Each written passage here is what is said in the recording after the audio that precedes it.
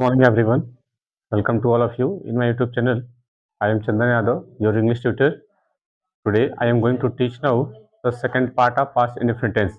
In the last video, I taught you the first part of past indefinite tense, in which video I discussed many examples of past indefinite tense. It's like uh, uh, finished action, and in this video we will discuss about the habit of past and habit of present.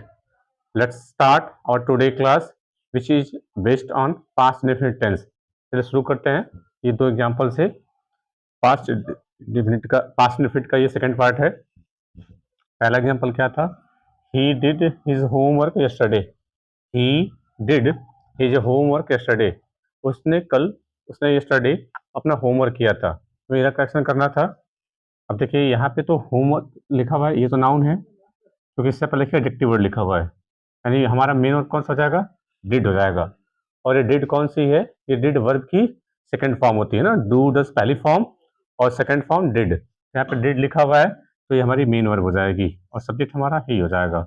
इस प्रकार से देखिए हमारा adverb जो time है वो past बता रहा है, तो हमारी वर्ब भी कैसी हो जाएगी? पास्ट में हो जाएगी। यानी हमारा ये सेंटेंस बिल्कुल सही है।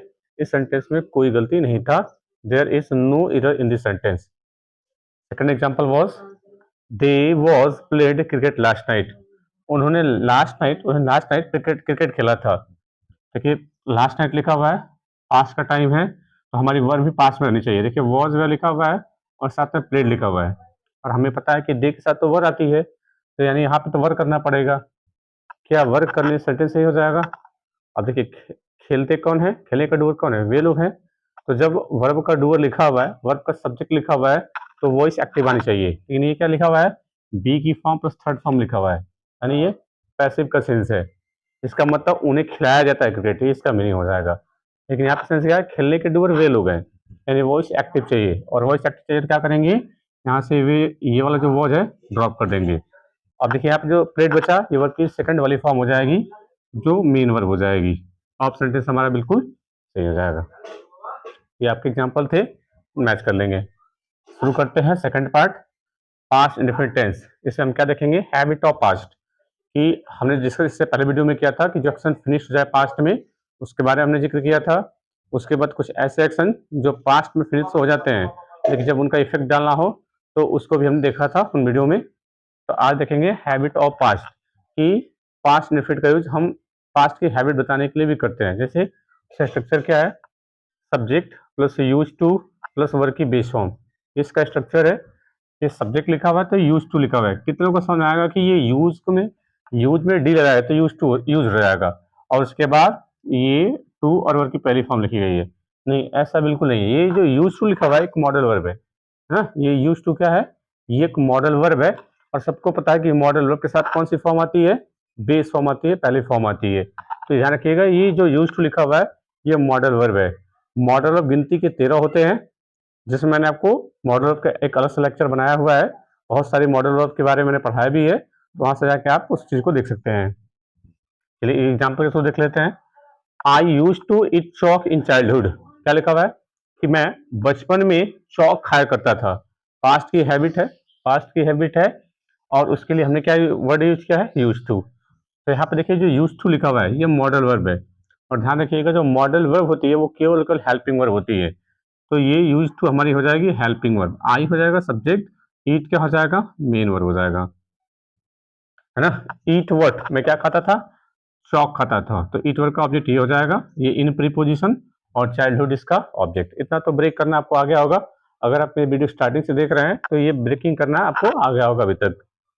तो ये था यूज टू का यूज। जब हम यूज टू का यूज करेंगे तो उसके साथ वर्ब की पहली फॉर्म आनी चाहिए, क्योंकि यूज टू क्या होती है? वर्ब की बेसिक वाली फॉर्म होती है।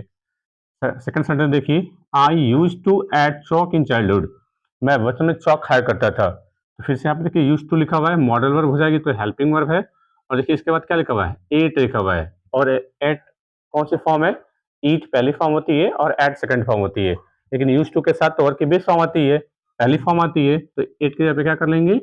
ईट कर लेंगे। अब हमारा सेंटेंस सही हो जाएगा। तो ध्यान रखिएगा मॉडल वर्ब के साथ हमेशा वर्ब की पहली फॉर्म आती है। ये था हैबिट ऑफ पास्ट। लेकिन ध्यान रखिएगा habit of present. Habit present की भी होती है, और जब हैबिट प्रेजेंट की होगी तो उसको वर्ब की पहली फॉर्म से भी दिखा सकते हैं, वर्ब की पहली फॉर्म से भी दिखा सकते हैं। कहने का मेरा अगर मतलब एग्जाम्पल से इसको समझाऊं तो मैं कह सकता हूं कि I read daily, I read daily, मैं रोज पढ़ता हूं। अब ये पढ़ना मेरा आदत है और ये आदत मेरी प्रेजेंट की है, तो वर्ब की मैंने पहली फॉर्म लगाया। I I I brush twice a day, I brush I brush my teeth twice a day, मैं अपने दांत को 2 बार साफ करता हूं। तो ये मेरी हैबिट है प्रेजेंट की। तो हैबिट प्रेजेंट की करने के लिए हम क्या करेंगे, वर्ब की पहली फॉर्म लगा देंगे। लेकिन ध्यान रखिएगा, हैबिट बताने के लिए हम बी की फॉर्म का भी यूज करते हैं। जैसे सब्जेक्ट स्ट्रक्चर, स्ट्रक्चर कैसा रहेगा, सब्जेक्ट हो जाएगा प्लस बी की फॉर्म होनी चाहिए। और बी की फॉर्म में ध्यान रखिएगा, बी की फॉर्म में इज, एम, आर और वॉज, वेयर कोई भी हो सकती है। प्लस उसके बाद क्या आएगा, यूज टू आएगा, और यूज टू के बाद वर्ब की पहली फॉर्म में आईएनजी आना चाहिए, है ना। फिर से मैंने क्या बोला, सब्जेक्ट आना चाहिए प्लस बी की फॉर्म आनी चाहिए प्लस यूज टू आनी चाहिए, और उसके बाद वर्ब की पहली फॉर्म आनी चाहिए, इसमें आईएनजी लगा होना चाहिए। आइए इसको एग्जांपल से देख लेते हैं। आई यूज टू गैम्बल, मैं जुआ खेला करता था, है ना। देखिए यूज टू लिखा हुआ है, यूज टू लिखा हुआ है, क्या ये पास्ट की हैबिट है, क्या ये पास्ट की हैबिट है? हाँ, ये पास्ट की हैबिट तो है। लेकिन अगर ये पास्ट की हैबिट है तो ध्यान रखिएगा, ये जो यूज टू क्या हो जाएगा, ये देखिए, ये क्या ये मेन वर्ब हो जाएगी, क्या ये मेन वर्ब हो जाएगी? और अगर सोचिए अगर यूज टू है तो हमने क्या पढ़ा था कि यूज क्या होती है, ये मॉडल वर्ब होती है। यूज टू क्या होती है, मॉडल वर्ब होती है, और उसके साथ वर्ब की कौन सी फॉर्म आती है, पहली फॉर्म आती है। गैम्बल मतलब जुआ खेलना, क्या ये वर्ब की पहली फॉर्म है? हाँ, तो ये वर्ब की पहली फॉर्म है, ये वर्ब की पहली फॉर्म है। इसका मतलब क्या जाएगा, मैं जुआ खेला करता था। लेकिन ध्यान रखिए, ये वर्ब की पहली फॉर्म तो है लेकिन उसमें आईएनजी फॉर्म नहीं है ना, ये आईएनजी फॉर्म इसमें नहीं है। गैम्बल, हालांकि ये बिल्कुल सेंटेंस बिल्कुल सही है ना, ये सेंटेंस बिल्कुल सही है। कैसे सही है, क्योंकि हमने क्या देखा था कि सब्जेक्ट होना चाहिए, उसके बाद वर्ब की कौन सी फॉर्म होनी चाहिए, बेस फॉर्म होनी चाहिए। इस प्रकार से हमारा सेंटेंस बिल्कुल सही था। तो ये हैबिट ऑफ पास्ट है। लेकिन हम चाहे तो इसको एक और तरीके से लिख सकते हैं, जब हमें प्रेजेंट की हैबिट देनी हो। जैसे I am use to gamble, इसका मतलब क्या हो जाएगा, मुझे जुआ खेलने की आदत है, ये मेरी आदत प्रेजेंट की हो जाएगी। तो देखिए मैंने क्या कहा, सेंटेंस को फिर से समझिए। एक स्ट्रक्चर है हैबिट ऑफ प्रेजेंट की, जिसमें सब्जेक्ट होना चाहिए प्लस बी की फॉर्म आएगी प्लस यूज टू आएगी, उसके बाद वर्ब की बेस फॉर्म में आईएनजी फॉर्म आनी चाहिए, है ना। कैसे, देखिए I am use to gamble sentence था कि इंट्रोगेटिव और नेगेटिव पार्ट क्या होते हैं उन्हें भी देख लेते हैं। अगर सेंटेंस हमारा इंट्रोगेटिव का हो तो स्ट्रक्चर क्या होगा, डिड लगाएंगे प्लस सब्जेक्ट प्लस वर्ब की बेस फॉर्म, है ना। अगर हमें स्ट्रक्चर इंट्रोगेटिव सेंटेंस बनाना हो, अगर हमें कोई सेंटेंस प्रश्नवाचक चिन्ह में लिखना हो, है ना, तो डिड लगाएंगे प्लस सब्जेक्ट प्लस वर्ब की बेस फॉर्म। अब इसमें डिड देखिए, ध्यान रखिए, सब्जेक्ट चाहे सिंगुलर हो चाहे प्लूरल हो, दोनों के साथ आ जाएगी, है ना। इसमें सब्जेक्ट चाहे सिंगुलर हो चाहे प्लूरल हो, सबके साथ डिड लगाएंगे और वर्ब की बेस फॉर्म लगाएंगे। जैसे डिड सी ईट, क्या उसने खाया, लास्ट में क्वेश्चन मार्क जरूर लगा देंगे। डिड लगाएंगे, उसके बाद सब्जेक्ट। अब यहाँ पे सब्जेक्ट कोई भी हो सकता है ना, यहाँ पे सब्जेक्ट कोई भी हो सकता है। हमें ये नहीं देखना है कि डिड लगा हुआ है तो ही आना चाहिए या दे आना चाहिए, ऐसा कुछ नहीं है। डिड के साथ या कोई भी यहाँ पे, मतलब यहाँ पे कोई भी हेल्पिंग ऑफ डिड हो तो उनके साथ यहाँ पे सब्जेक्ट कोई भी आ सकता है ना।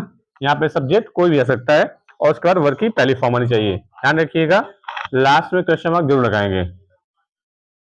अब देखिए स्ट्रक्चर जो हमारा नेगेटिव सेंटेंस का वो कैसा होना चाहिए, क्या करेंगे, subject plus did plus not plus verb की बेस फॉर्म, क्या होना चाहिए, subject plus did plus not plus verb की पहली फॉर्म। एक एग्जांपल से इसको क्लियर कर लेते हैं। सी डिड नॉट ईट फूड, उसने खाना नहीं खाया, तो सब्जेक्ट हमारा सी हो जाएगा, डिड हो जाएगी हेल्पिंग वर्ब, नॉट हो जाएगा एडवर्ब, ईट क्या हो जाएगा, main verb, eat what, food, तो फूड हो जाएगा ऑब्जेक्ट, और ऑब्जेक्ट हमेशा नाउन या प्रोनाउन होना चाहिए। इस हिसाब से हमारा ये नेगेटिव सेंटेंस बन जाएगा। तो ये काफी इजी थे, आपने बच्चों ने पढ़ा होगा, तो उससे एक छोटा सा मैंने डेमो दिखा दिया कि आप ऐसे असर्टिव और नेगेटिव का यूज कर सकते हैं।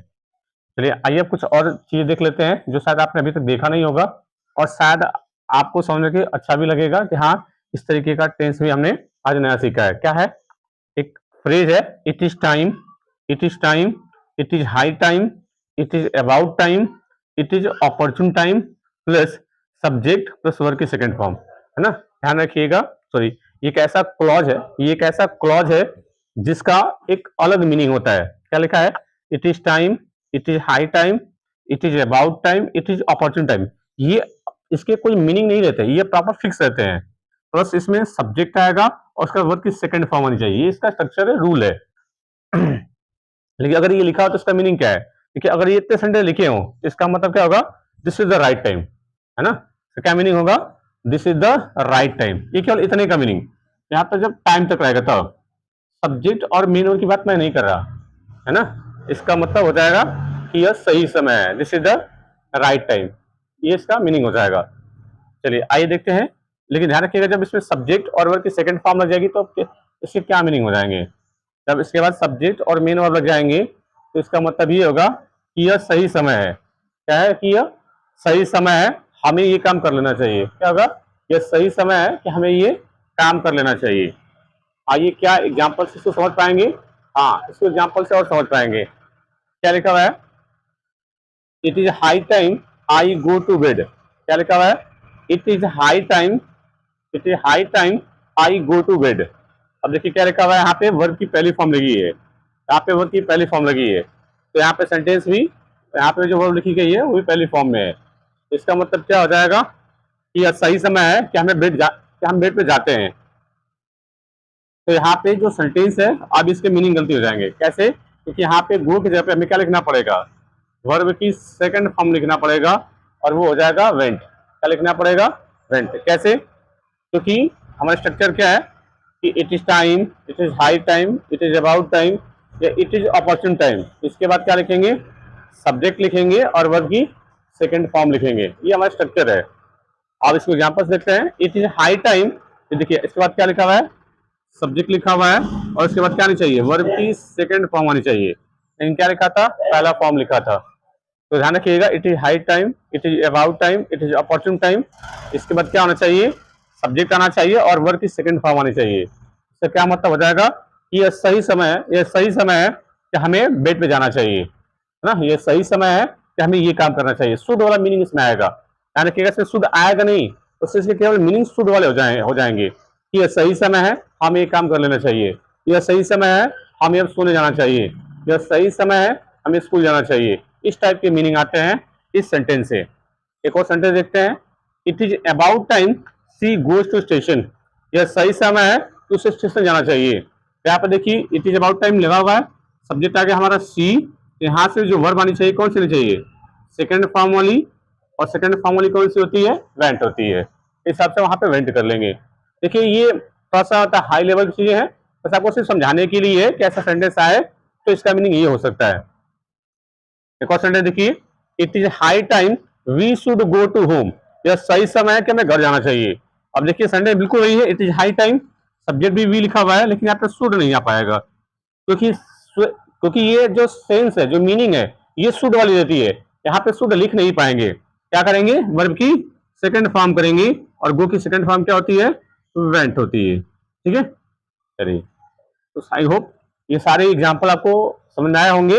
स्ट्रक्चर जो लिखा था, इसका कैसे हम यूज करते हैं वो मैंने आपको दिखाया। एक और आखिरी सेंटेंस आज का। It is time, it is time you eat food. फिर से वही आया हुआ है क्लॉज। सब्जेक्ट हो जाएगा यू, ईट की जगह पे क्या करेंगे? ऐड कर लेंगे। ऐड कौन सी फॉर्म है? ऐट वर्ब की सेकंड वाली फॉर्म है और वर्ब की सेकंड फॉर्म को पास्ट बोलते हैं। तो ये वही था जो स्ट्रक्चर हमने पढ़ा हुआ था अभी तक। It is high time, it is about time, it is opportune time के बाद सब्जेक्ट और प्लस वर्ब की सेकंड फॉर्म आएगी। इस प्रकार से हमारा स्ट्रक्चर हो जाएगा। अब इसी बेस से मैंने आपको एग्जाम्पल करने को दिए हैं। ये दो एग्जाम्पल आपको इसमें इधर बताना है और यहाँ पे क्या करेक्शन हो पाएगा वो आपको देना पड़ेगा, है ना? ठीक है, चलिए। तो ये एग्जाम्पल कर लीजिएगा और अपने कमेंट बॉक्स में जरूर जवाब दीजिएगा। सेशन कैसा लगा, क्या आपको सीखने को मिला। आज के लिए बस इतना ही।